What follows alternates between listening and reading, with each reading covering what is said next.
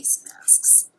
My grandmother came from a long line of tailors, and she had a lot of kids and helped clothe a lot of kids. But she had a saying, and she said, on a flying horse, it doesn't matter. So what does that have to do with face masks?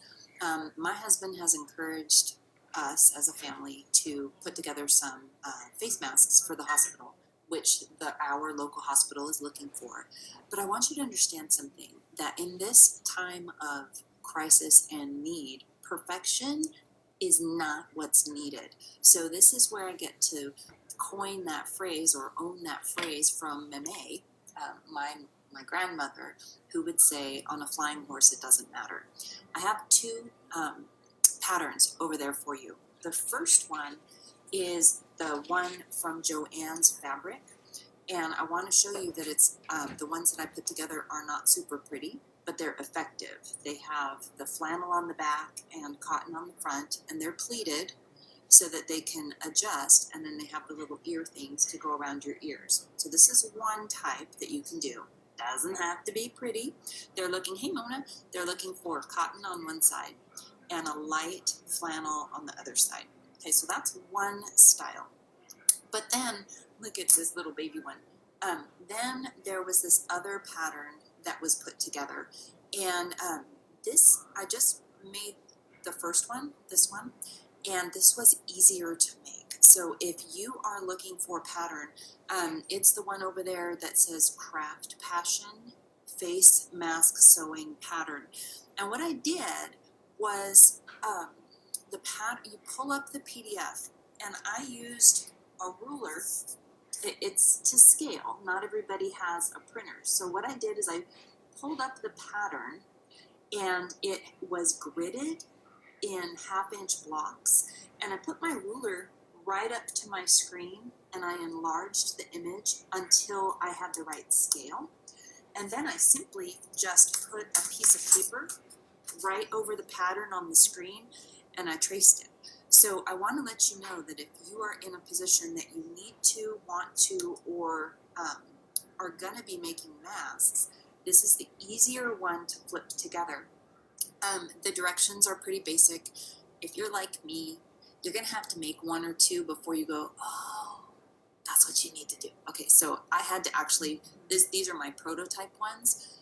The reason I liked this one better is there's no buildup of bulk on this. This mask is made with the same material, but it's bulky. I mean, look at the edge in comparison to this one.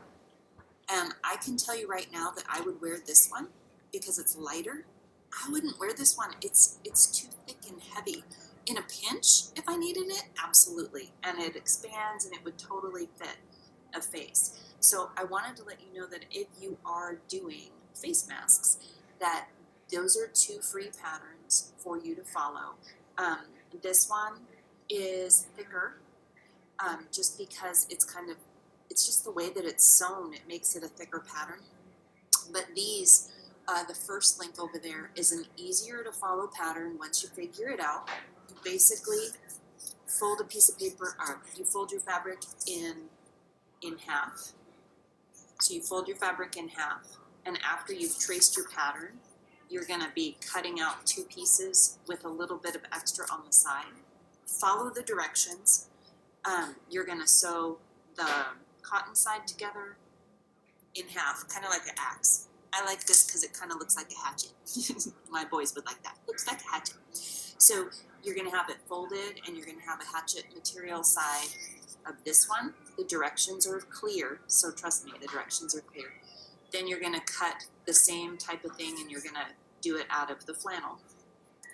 Then when it's all sewn together, you're going to turn it inside out or right side out, and then you'll sew it along the edges on both sides. You'll sew it down the middle, and then it'll have this ability over here for you to add the elastic in there.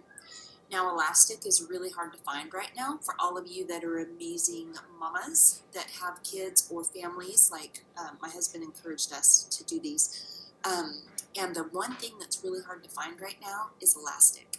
So if you dig through your sewing boxes, if you have sewing boxes, you can use elastic. You can use stretchy cordage like from bracelets or jewelry making.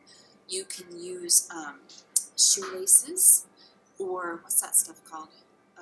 Bias tape, that you can create threads that you can tie it around the back, kind of like the surgical masks that you see in the movies.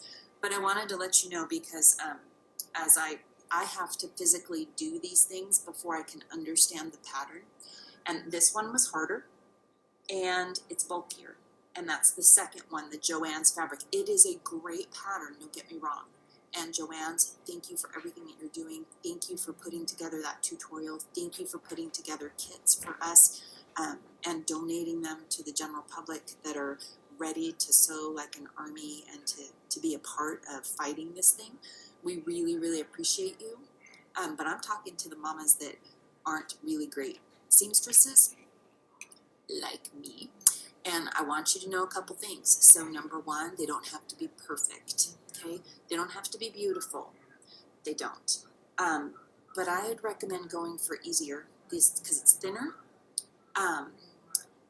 Thinner where it's going to count around the ears, that kind of sew for comfort. It has the same level of protection on there, and then it's washable when it's done. So that's my 2 cents. I wanted to let you know because I know a bunch of you are getting ready to make some masks too for your own family, for the nursing home down the street, for your neighbors, and maybe for the hospitals around you. Every single mask will make a difference.